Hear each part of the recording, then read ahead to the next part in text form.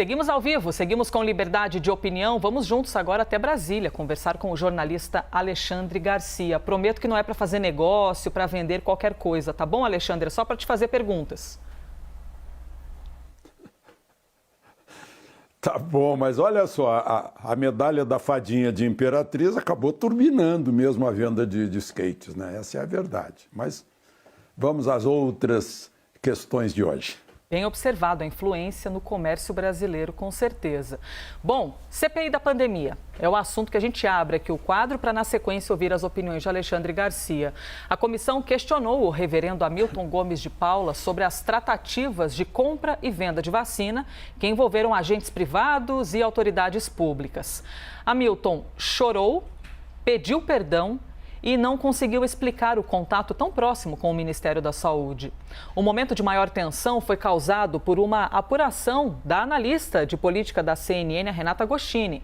O reverendo foi confrontado com os e-mails revelados pela CNN, que mostram uma negociação de vacinas dele com vários municípios. Só que, no início do depoimento, o reverendo havia dito aos senadores que não havia negociado nada. Vamos então ver esses dois momentos.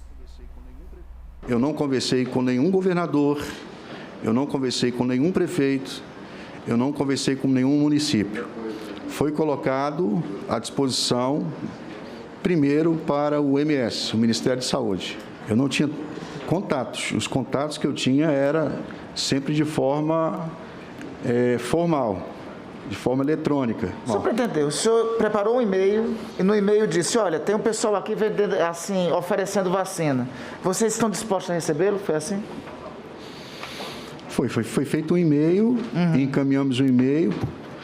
Nós estamos diante de uma escassez de vacina a nível mundial. E eu queria vacina para o Brasil.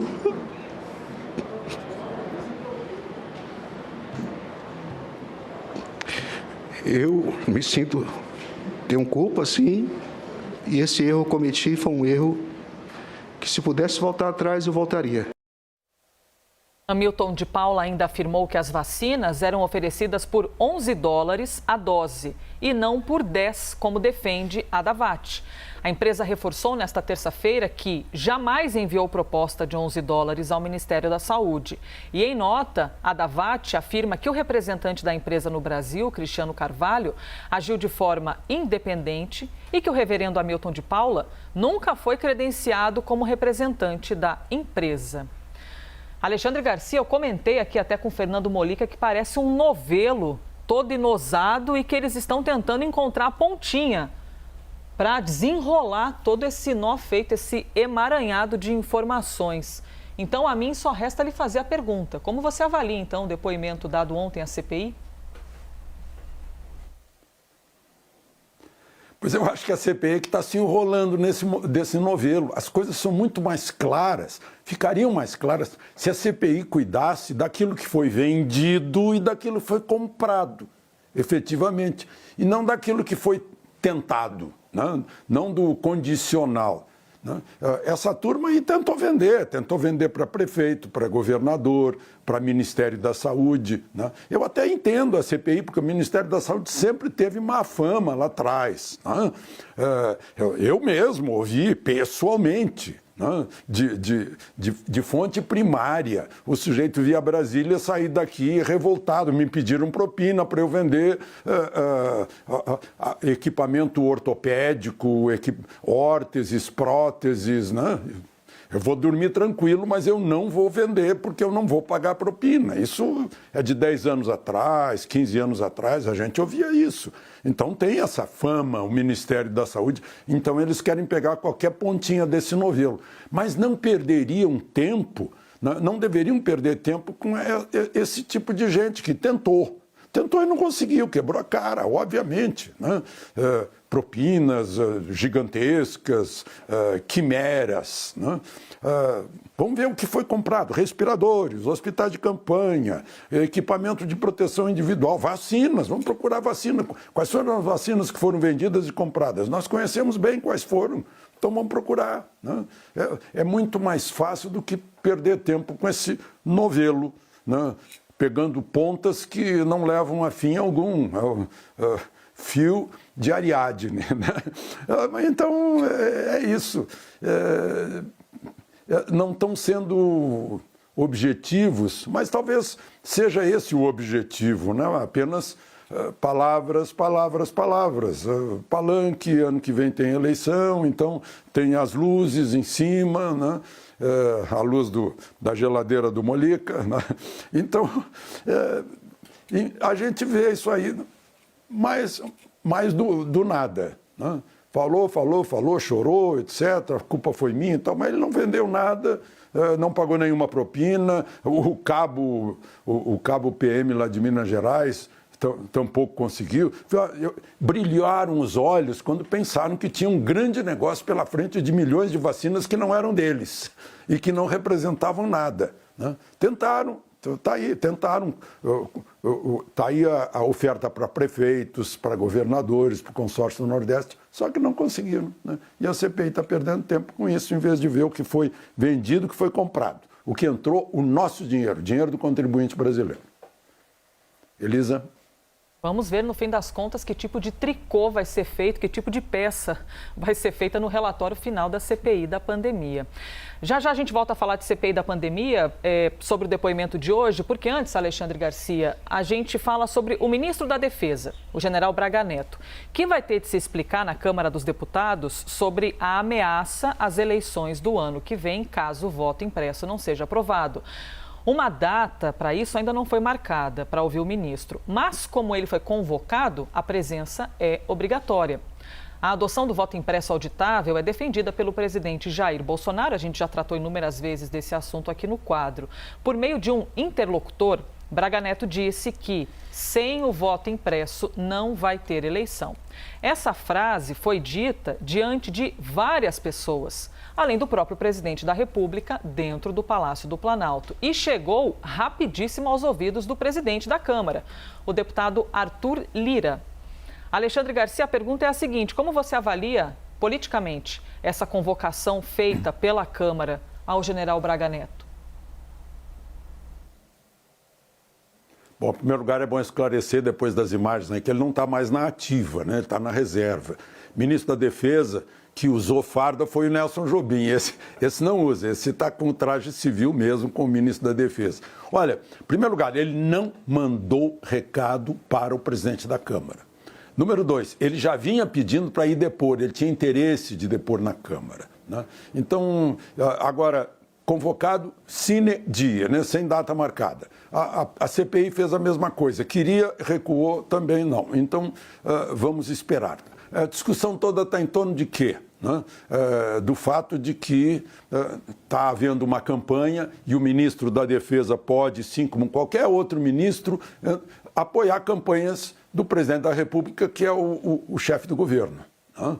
O chefe do governo está fazendo campanha pelo voto auditável, né? Sendo coerente, já que ele foi o autor do projeto que foi vitorioso por 433 votos a 7 na Câmara, unanimidade no Senado, né? Do voto impresso. Esse está sendo coerente, né? Agora, por falar em coerência, houve uma reunião no Tribunal Superior Eleitoral, há exatos 4 anos e 3 meses, no dia 4 de maio de 2017, pela manhã, regada a coquetel, para apresentar a nova urna eletrônica, né, com o dispositivo para receber o voto impresso, comprovante do voto. Um dispositivo, inclusive, flexível, que facilitava o transporte. Todos os ministros do TSE elogiaram a nova urna para receber, de acordo com a lei 13.165 de 2015, é essa a que eu me referi, que foi aprovada no Congresso, né, para as eleições de 2018. Já falavam que seria possível fabricar 35 mil dessas urnas. O ministro Barroso, inclusive, que já era contra o comprovante do voto, ainda assim elogiou, palavras dele, esteticamente muito bonita, que vem se integrar a esse sistema extraordinário de apuração eleitoral que temos hoje, né? Então, o que a gente tinha em 2014 foi derrubado pelo Supremo em 2018 e hoje está se brigando para voltar àquela urna esteticamente maravilhosa do sistema extraordinário de 2017. Né? Só que o que mudou foi o candidato, né?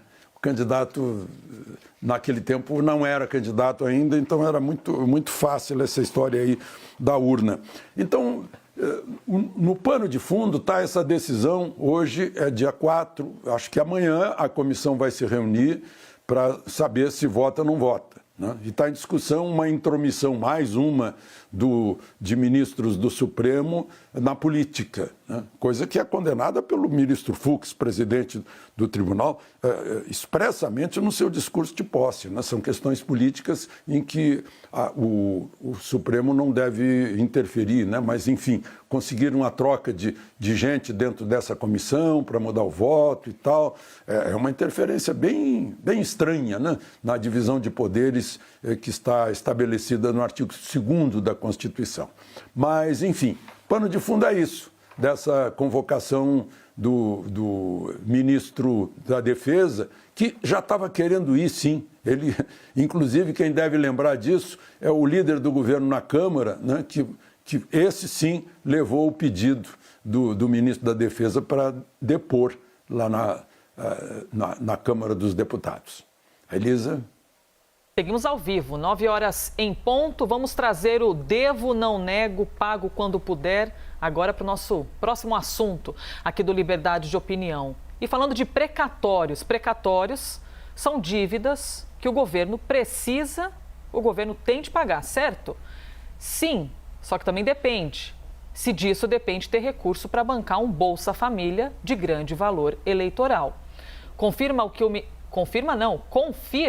o que o ministro da Economia, Paulo Guedes, disse sobre o assunto, separado por um espaço de 11 meses. E o que ele diz agora sobre os mesmos precatórios. Vamos ver. Nós sabemos que precatórios são dívidas líquidas certas, transitadas em julgado. Ninguém vai botar em risco a liquidação de dívidas do governo brasileiro. O governo vai pagar tudo. Essas causas do cidadão brasileiro contra o Estado brasileiro, eu não vou entrar no mérito, elas evidentemente têm que ser honradas. Agora, eu preciso de capacidade de pagamento, então esses direitos estão muito longe de ser calote, eles são um título, uma exigibilidade contra o governo brasileiro. Devo, não nego, pagarei assim que puder, inclusive estou criando esse fundo para que, vendendo as estatais, vocês possam usar o mais rápido possível, como era possivelmente a intenção de todos esses grupos que andaram acumulando essas dívidas. Alexandre Garcia, o governo vai pagar tudo. 11 meses depois, devo, não nego, pagaremos assim que pudermos. O que ocorreu para essa mudança de fala do ministro da Economia? Elisa, eu não vejo como mudança de fala, porque eu acho que se a gente inverter, botar o que for dito 11 meses atrás e botar o que foi dito hoje, o que foi dito agora, 11 meses atrás, e inverter, vai dar a mesma coisa, o mesmo sentido. Né? Eu tenho que pagar, vou honrar. Né? É a credibilidade que o governo precisa ter para vender papéis no mercado. Né? Tá todo dia pondo papéis no mercado. Certa vez eu entrevistei o então ministro Delfim Neto e ele me disse o seguinte: olha, dívida é para rolar, não é para pagar. Agora, esse está dizendo, dívida é para pagar. Dívida líquida e certa, transitada em julgado, tem que pagar. É a credibilidade do governo. Credibilidade de cada um de nós. Né? Se você vendesse o skate para pagar com um precatório, o Molica só ia receber dentro de 15 anos, 20 anos, 30 anos. Né? E o credor de um precatório fica lá um tempo enorme esperando, acaba, quer dizer, é consequência de ter entrado na justiça por uma causa que foi muito discutida antes. Então, é um tempo enorme que passa. Agora, o que aconteceu também? Veio a pandemia, né? Toda essa campanha, desempregue, feche, acabe, vá à falência, né? Quebre tudo. E aí isso tem um preço. O Brasil está reagindo, os brasileiros estão reagindo. Né? A economia está provocando maior arrecadação. E vai ter que pagar, mas não pode perder a credibilidade. Então tem que achar um meio de pagar. Né? Tem aí o Bolsa Família, agora voltaram a falar em 300 e não 400, como nós falamos hoje. né? E tem toda essa conta do auxílio emergencial, né? Toda a conta das vacinas, que não foram barato, né? Custou muito caro essa compra de milhões de doses de vacina. Então, é o encargo que o governo tem que encarar, fora o dinheiro que passou para prefeitos, para governadores, que a CPI parece que não investiga, né? Isso aí também é importante, é o nosso dinheiro. Então, tem que honrar, sim, dívida, não há dúvida, né? Agora, tem que ter como pagar. Por isso, o devo, não nego, né? Pago logo que puder. Essa digamos, o destino de quem está apertado e tem dívidas. É isso. Elisa? Vamos falar agora sobre a CPI da pandemia, que começa daqui a pouco, daqui a instantes, e você confere tudo isso ao vivo com a gente aqui na CNN Brasil. O nome do dia é o Coronel da Reserva, Marcelo Blanco da Costa, que vai ser ouvido daqui a pouco pela comissão. Ele já está no Senado para o depoimento de logo mais e você já está acompanhando com a gente aqui na CNN Brasil a imagem da chegada do depoente de hoje por meio da nossa equipe, que está lá, presente, com os olhos atentos. Ele foi citado diversas vezes em outros depoimentos. Então, o ex-diretor substituto do Departamento de Logística do Ministério da Saúde teria participado de um jantar em Brasília, onde teria sido feita a proposta de pagamento de propina na comercialização de vacinas da AstraZeneca. Alexandre Garcia, qual a sua expectativa, então, para o depoimento de hoje, em cima de mais um nozinho nesse novelo a ser desatado? Bom, em primeiro lugar, o registro de que como ficam atraentes os os que já foram, né? Gente que já trabalhou em ministério, já trabalhou na justiça, já trabalhou na procuradoria, né? Então conhece os meandros, já trabalhou principalmente na Receita Federal, né? Depois põe um escritório para vender o que conhece, do interior daquele ambiente público, né? Agora, de novo, a CPI tá com a pontinha e vai puxar de novo a pontinha do seu novelo, Elisa, né? Vai puxar a pontinha. Do quê? De um jantar que teria sido acontecido, né? Havia um encontro lá e ele apareceu, né? Então, um jantar que teria acontecido, a propina que teria sido pedida, da vacina de alguém que alega que teria a vacina um dia, que se alguém tivesse comprado, ele teria vendido, né? Então, de novo, fica a CPI assim, em quimeras, nas coisas que não tiveram materialidade, porque não chegaram a acontecer, quando deveria ir atrás do que aconteceu, do que foi comprado, do que foi vendido, né? Do que foi recebido de dinheiro público para comprar e para vender. Essa é a função esse foi o pedido do requerimento com maior número de assinaturas, né? Que tinha muito mais assinatura que o requerimento do senador Randolph, que é o do senador Girão, que tinha 41 assinaturas contra 31. Era a objetividade da CPI, né? Investigar o que realmente aconteceu e não fazer onda, né? Fazer barulho, fazer megafone com outras intenções. Elisa? Alexandre Garcia, me despeço de você agora, porque já temos aí prestes a começar a CPI da pandemia em mais um dia. A nossa equipe já está pronta para essa cobertura, então muito obrigada, viu? Nos vemos amanhã. Obrigado a todos, até amanhã e aproveitem o dia.